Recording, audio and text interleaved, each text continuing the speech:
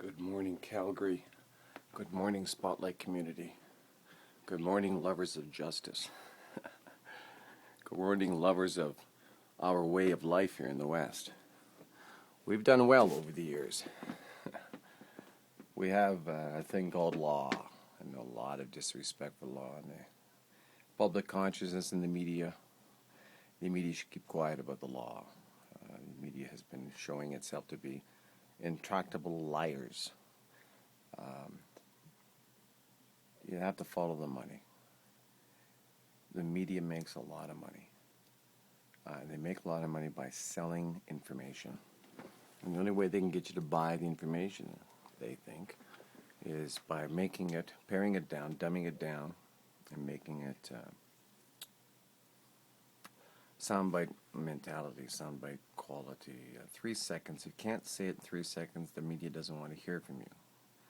I can assure you that anything that has to be said, philosophically, legally, intellectually, any kind of rationalism requires thought.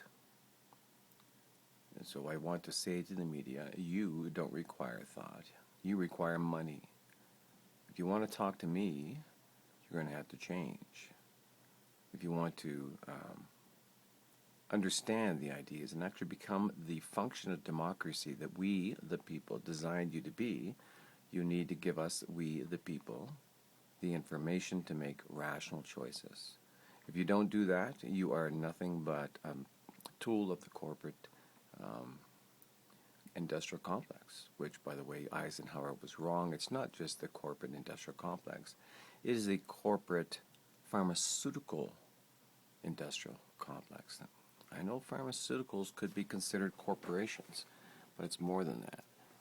These folks work together. There is a definite, if we made they being the pharmaceutical industry, if we took the pharmaceutical industry's actions and called it what it is, an attempt to extort money from the population, we would use RICO laws in the United States, laws that are based on the relatively easy evidence of collusion, rather than if you collude with evil intent, as I understand it. It's American law, but I have a good understanding of the concept behind the RICO laws.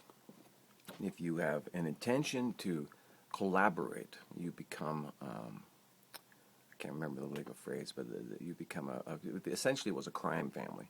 Whatever the legal term was, they were able to show the crime families. They didn't have to prove the actual actus reus was no longer the crime, because the mob became very good at hiding the act of the crime.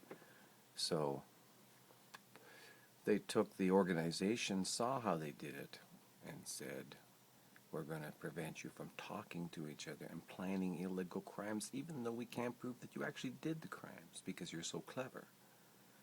And the battle went, as a result of RICO, into the clandestine world of espionage and that sort of thing. I mean, it's quite an ugly world that we're talking about. But that mentality is used as the pharmaceutical industry engages in its mind control.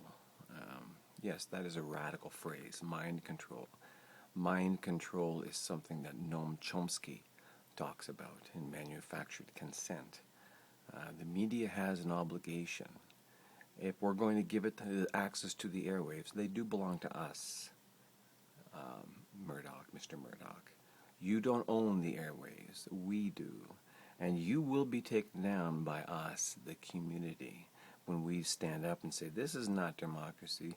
True democracy is anarchist in nature.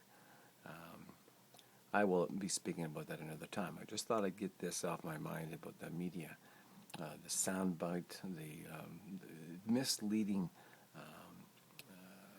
headlines. That's right, the misleading headlines. We have in science and we have in law what we call head notes. So If you want the short version of the paper, you have to read the head note. It can take you 5 or 10 minutes to ingest what the head note is saying. It can take a while. It's not a glance at the headline, I'll buy that paper. Glance at the headline, I'll don't download that movie. Glance, that's not what it is. Those headlines are intentionally dishonest, intentionally misleading. That's the problem.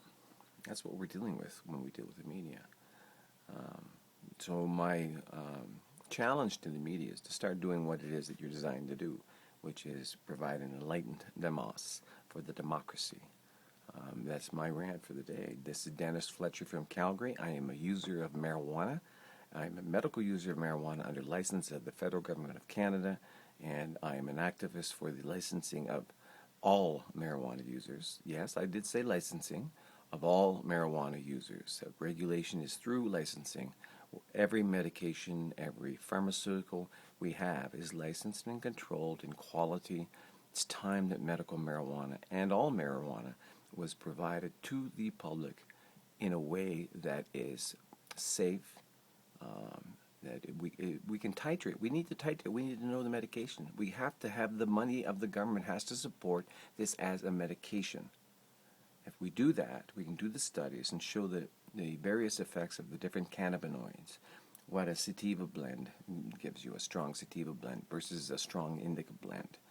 We don't know the differences because we don't have the studies. We only have people who have smoked sativa blends who say the experience is, versus people who have smoked the indica blends who say the experience is. The ad hominem that's going on against our ad hominem evidence is duplicitous, because the ad hominem attack does not take into consideration that the nature of the evidence is forced by the nature of the government regulations that basically make all of us who use marijuana pariahs. I'm not a pariah. As a matter of fact, I'm somebody you better take care to pay attention to. Thank you.